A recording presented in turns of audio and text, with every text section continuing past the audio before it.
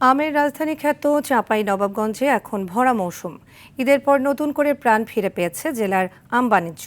ক্রেতা বিক্রেতাদের হাঁক ডাকে মুখর হয়ে উঠেছে দেশের বৃহত্তম কানসাট আম বাজার।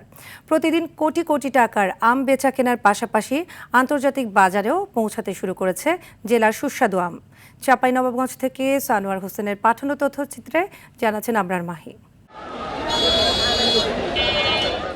ঈদের দীর্ঘ ছুটির পর আবারও চাঙ্গা হয়ে উঠেছে জেলার কানসার্ট আমবাজার। খিরসাপাত, ল্যাংড়া, লক্ষণভোগ, ফজলি, আমরুপালি, ব্যানানা ম্যাঙ্গো সহ নানা জাতের আম এখন দেশের বিভিন্ন অঞ্চলে সরবরাহ করা হচ্ছে। চাষি ও ব্যবসায়ীরা বলছেন, মৌসুমের শুরুতে ঈদের ছুটি, অতিরিক্ত তাপমাত্রায় একসঙ্গে অধিক পরিমাণ আম পেকে যাওয়া এবং ওজন ও কমিশন নিয়ে জটিলতার কারণে বাজারে দরপতন দেখা দেয়। তবে ঈদের পর চাহিদা বাড়ার সঙ্গে সঙ্গে ঘুরে দাঁড়িয়েছে বাজার।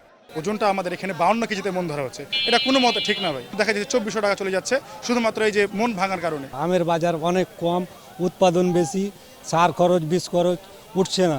এদিকে জেলা জুড়ে প্রতিদিন 20 থেকে 25 কোটি টাকার আম বেচা কেনা হচ্ছে। মৌসুমের শীর্ষ সময়ে এই লেনদেন আরো বাড়বে বলে আশা আড়তদারদের। স্যান্ডেলিনা সো, রূপচর্চায় আভিজাত্য।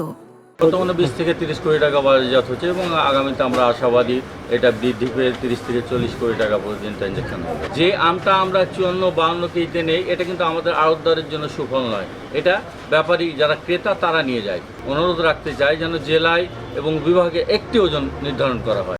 আর কৃষি বিভাগ বলছে, আগামীতে আমের দাম আরো কিছুটা বৃদ্ধি পেলে কৃষকরা লাভবান হবে।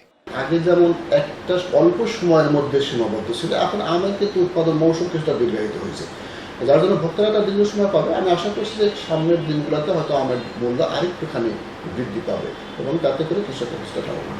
চলতি মৌসুমে জেলায় 37,487 হেক্টর জমিতে আমের আবাদ হয়েছে। এ থেকে 4,58,912 মেট্রিক টন আম উৎপাদনের লক্ষ্যমাত্রা নির্ধারণ করা হয়েছে। আবরার মাহি, RTV।